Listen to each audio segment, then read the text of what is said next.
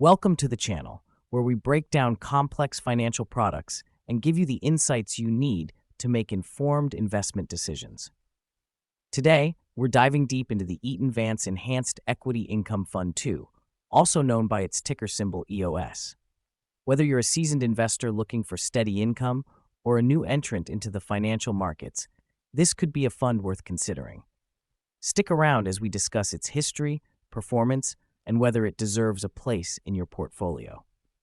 EOS is a closed-end fund, CEF, that has been around since January 2005. For almost 2 decades, this fund has navigated numerous market cycles, including the 2008 financial crisis, the COVID-19 pandemic, and the 2022 tech sector crash. This longevity provides us with valuable data to analyze how the fund performs in both boom and bust periods. EOS primarily invests in high-growth companies with a special focus on the technology sector. In fact, around 47% of its holdings are in tech stocks. But what sets this fund apart is its use of a covered call strategy, which we'll break down in a bit more detail later.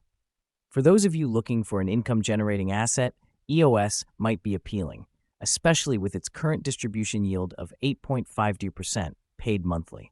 Why you should care about EOS? If you're looking for a blend of income and growth potential, EOS is a solid contender. It's a fund that appeals primarily to income investors, retirees, or those nearing retirement. Why?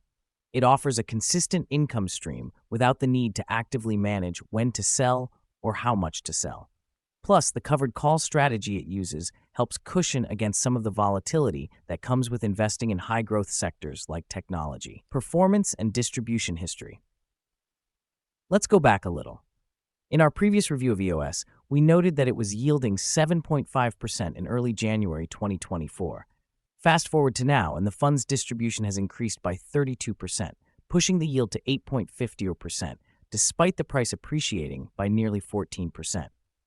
This is a crucial point. Not only is the fund appreciating, but it's also increasing its distribution payouts. This is possible because the fund frequently adjusts its distributions to align with the net asset value, or NAV. Speaking of NAV, as of the end of 2024, the NAV stood at $22.70, up almost 15% from the beginning of the year.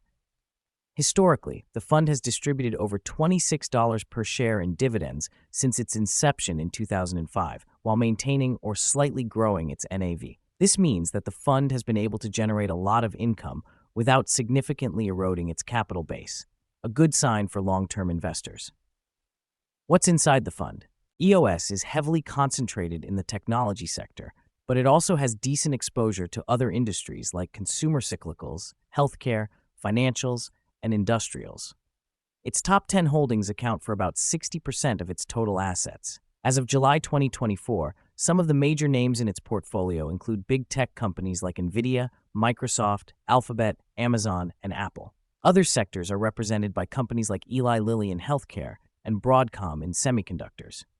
Covered call strategy, the fund's secret sauce. EOS's use of a covered call strategy on roughly 50% of its portfolio helps generate additional income. For those unfamiliar, covered calls are a form of options trading where the fund sells the right for someone else to buy its stocks at a predetermined price. If the stock stays below that price, the buyer doesn't exercise the option, and EOS keeps the premium. This strategy helps generate extra income, but there's a trade-off. In a strong bull market, EOS might underperform the broader indices because it caps some of its upside potential. However, in flat or mildly positive markets, the covered call strategy adds value, making it a good tool for generating steady income. Risk factors. While EOS has a lot going for it, like any investment, it comes with risks. Here are a few to keep in mind. 1. Interest rate risk. Tech stocks, which dominate the fund's holdings, are sensitive to interest rate changes. If rates don't decline as expected, or if inflation flares up, the performance of EOS could be negatively affected. 2. Sector concentration. Almost half of EOS's assets are in tech, which can be both a blessing and a curse. While the sector has performed exceptionally well in recent years, any major downturn in tech could hurt the fund's performance. Number 3. Market timing risk. EOS trades at a discount to its NAV, which currently stands at -4.15%. Historically, it has traded at a smaller discount or even at a premium. If market conditions worsen, that discount could widen, leading to paper losses for investors. 4. Drawdown risk. EOS has experienced significant drawdowns in the past, especially during market crashes like 2008 and 2022. If you're planning on withdrawing income during these downturns, the losses may feel even more pronounced. Number 5. Potential recession.